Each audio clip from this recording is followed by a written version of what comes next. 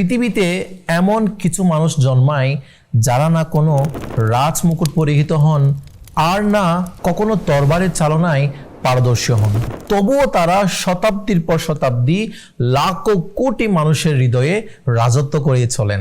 ঠিক তেমনি ভারতীয় উপমহাদেশের বুকে নেকির দাওয়াত পৌঁছে দিতে যে মহান মানুষটির আবির্ভাব হয় তিনি আর কেউ নন, তিনি হলেন চিস্তিয়া সিলসিলার আকাশের এক উজ্জ্বল নক্ষত্র হযরত ফরিদ উদ্দিন মাসউদ রহমতুল্লাহ তাআলা আলাইহি। পৃথিবী তাকে চেনে অন্য নামে বাবা ফরিদ উদ্দিন গঞ্জে শকর রহমতুল্লাহ তাআলা আলাইহি।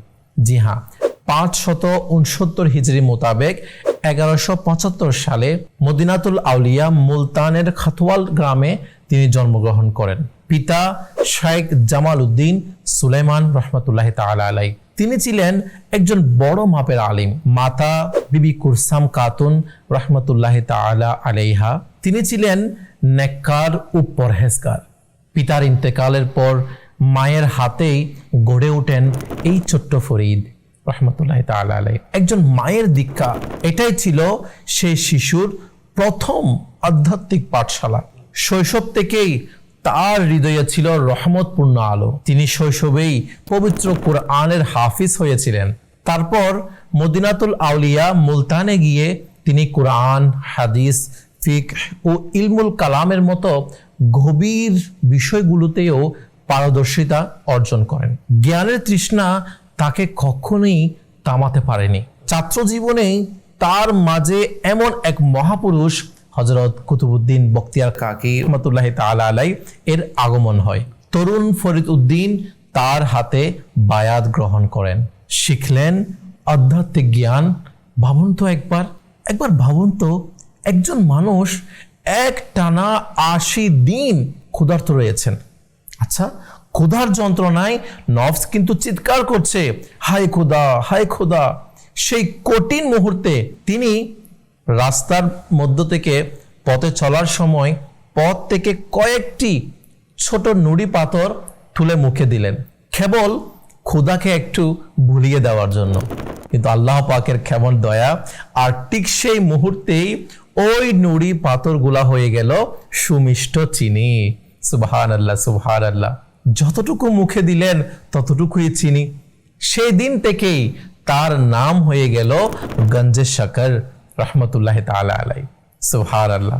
যার স্পর্শে পাথর চিনি হয়ে যায়, আর তার হৃদয় যে কতটা সুমিষ্ট ছিল তা বলে শেষ করা যাবে না। তার কাছে একদিন দিল্লি সালতানাতের সুলতান নাসির উদ্দিন মাহমুদের সর্বাধিনায়ক হতে 4টি গ্রামের মালিকানা পত্র নিয়ে এলেন।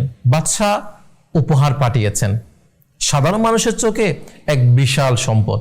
কিন্তু বাবা ফরিদ উদ্দিন গঞ্জে শকর রহমতুল্লাহ তাআলা আলাইহি সেই কাগজ ফিরিয়ে দিলেন আর লিখে পাঠালেন, বাদশাহ যদি তার গ্রামে থাকতে দেন তবে তা তার এহসান হবে, কিন্তু আমার রিজিক দাতা আল্লাহ, তিনি দিন রাত এহসানের কোঠা দেওয়া ব্যতীত আমাকে রিজিক দিয়ে যাচ্ছে, আর এটাই তার শানে বেনিয়াজি। বাদশাহের সম্পদ তাকে এক চুল পরিমাণও ঠলাতে পারেনি। একবার এক বাবা তার দরবারে এসে কাঁদতে কাঁদতে বললেন, হযরত, আমার অনেক মেয়ে, তাদের বিয়ের খরচ মেটানোর জন্য আমার থেকে সেই সামর্থ্য নেই। তখন বাবা ফরিদ উদ্দিন রহমতুল্লাহ তাআলা আলাইহি মাটির একটি ঢিলা তার হাতে তুলে দিলেন এবং সূরা ইখলাস শরীফ পড়ে দম করে দিলেন। চোখের পলকেই সেই মাটির ঢেলা সোনাতে পরিণত হয়ে গেল। সেই সোনা তাকে দিয়ে বললেন, যাও মেয়ের বিয়ে দিয়ে দাও। কিন্তু ওই স্বর্ণের লোভে পড়ে সেই বাবা অনেক মাটি জমা করলেন, সূরা ইখলাস শরীফ পাঠ করলেন এবং ফু দিলেন, দম করলেন, কিন্তু কিছুই হলো না। বারবার করলেন, ক্লান্ত হয়ে গেলেন। ক্লান্ত হয়ে বন্ধুকে সব কথা খুলে বললেন।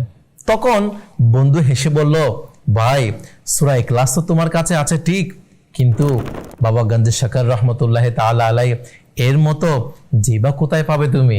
আর হ্যাঁ, যে হৃদয় আল্লাহ তাআলার সাথে সংযুক্ত হয়ে যায় তার কথায় পুরো পৃথিবী পরিবর্তন হয়ে যায়। 664 হিজরির 5ই মুহররমুল হারাম মোতাবেক 17 অক্টোবর 1265 সালে পাক পত্তন শরীফে এই মহান পুরুষ শেষ নিঃশ্বাস ত্যাগ করেন। পাঞ্জাব প্রদেশের পাক পত্তন শরীফে আজও তার মাজার শরীফ অবস্থিত, যা সাধারণ মানুষের হৃদয়কে আজও আলোকিত করছে। তার দ্বীনি দাওয়াতের বরকতে হাজারো অমুসলিম ইসলাম ধর্ম গ্রহণ করেছেন। পথ হারা মানুষ পেয়েছেন সত্যের দিশা। বিলায়াতের সেই আলো আজও প্রজ্বলিত। পাক পত্তন শরীফ দরগায় আজও মানুষ দলে দলে হাজিরি দিচ্ছে। আল্লাহ পাকের দরবারে দোয়া, আল্লাহ তাআলা বাবা ফরিদউদ্দিন গঞ্জে শেখর রহমতুল্লাহ তাআলা আলাই এর উসিলায় আমাদের জীবনের সমস্ত গুনাহ মাফ করে দিক। আমিন বিজাহিন নবিল আমিন সাল্লাল্লাহু আলাইহি ওয়াসাল্লাম।